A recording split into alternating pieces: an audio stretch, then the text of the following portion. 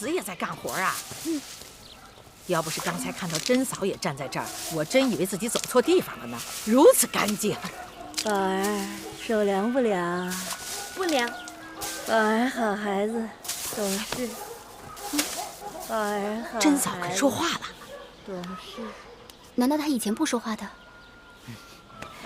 自从他的儿子宝儿病死以后，他整天只跟屋子里的鬼魂说话，除此之外便不肯开口。五婆来了。哎，你家夫人呢？在屋里呢。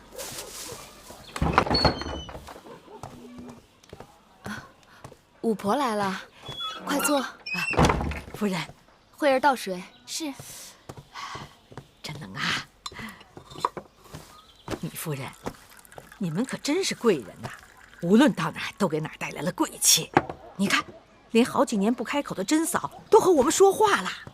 五婆才是我们的贵人，让我等有了片瓦遮身、立锥之地。芈月敏感不忘。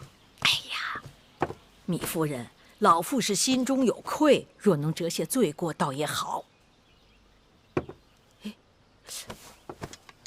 米夫人，这些衣物可是宫里的东西啊。这虽然旧了点儿，但料子和针线那是上等的。五婆眼力过人。说起来，这些旧衣物还真不如一件可以挡风御寒的粗布衣裳实用。夫人哪里知道啊，这些针线手艺啊是能赚钱的。不知这些女工是不是夫人身边的人做的？婆婆的意思是，这针线可换衣食？岂止是换衣食啊，能换上等的衣食。不瞒婆婆，这些针线是我一个亲人亏骨，我的一个已经离世的亲人做的，但也有一些是我自己做的。若真能换衣食，那自然是再好不过了。原来米夫人，你也有这样的技艺啊！要是让夫人出卖针线，未免过于降尊临卑、居高就下了。我们此刻的处境，婆婆应当心里有数。举步维艰，几近山穷水尽，何况能自食其力，比仰人鼻息、寄人篱下来得硬气。既然夫人如此洒脱，那老身就直言了。在这燕国，除了宫中显贵、富豪世家，很少有人寻求礼乐典籍的。夫人的抄录生意虽然时不时有，但未免清淡。夫人不知，眼下燕国呀，这有了几日太平的日子，才着嫁女娶亲，权臣送礼作寿，在继承那是日日都有的。好的针线，就是好的面子呀。看夫人您的技艺盖世无双，凭这针线，只怕你活多到接不过来，还愁吃穿用度嘛。谢五婆指点。若这真是一条出路，那还要请五婆帮忙招揽生意。只是芈月有一事相求，请五婆在外，最好不要透露我们的来历和身份。夫人放心，这个自然。以后怎么样？芈月他们有消息了吗？左大夫告诉说，自从国相的手下去陶尹那边传了话，陶尹就不肯再帮忙了。因为您曾经有话，不要提及这是宫里头的意思，左大夫也就不好再强求陶尹。芈月他们被赶出驿馆后，有人说他们好像搬去了西市，奴婢几次托人前往西市打听他们的去向，都杳无音讯。西市乃引车买将卑微之地，搬到那里栖身，岂不玷污了王家身份？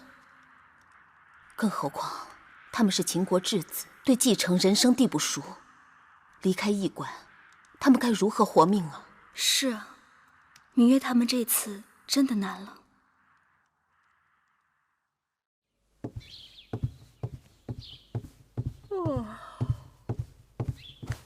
会后，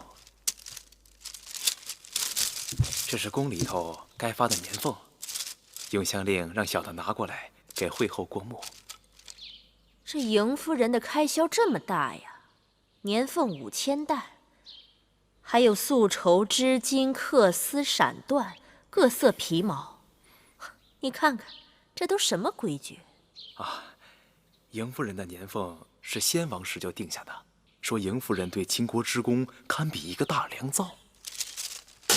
那都是多少年前的旧话。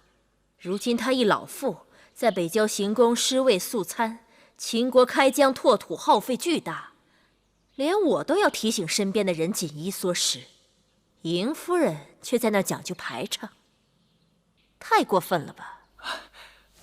惠后说的极是。那照您的意思，邢夫人的年俸该减多少啊？不用减，停了便是。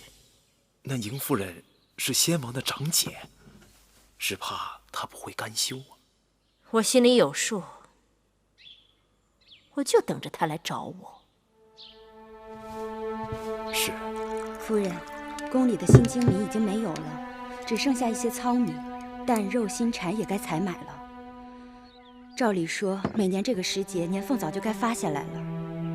奴婢去找永相令讨要，永相令却说，今年的年俸给与不给，给多少，全由惠后说了算。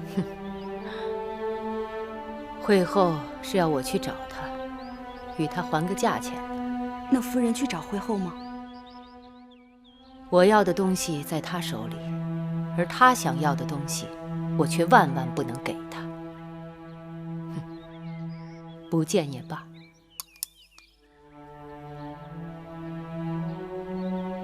我知道，这宫里少不了柴米油盐。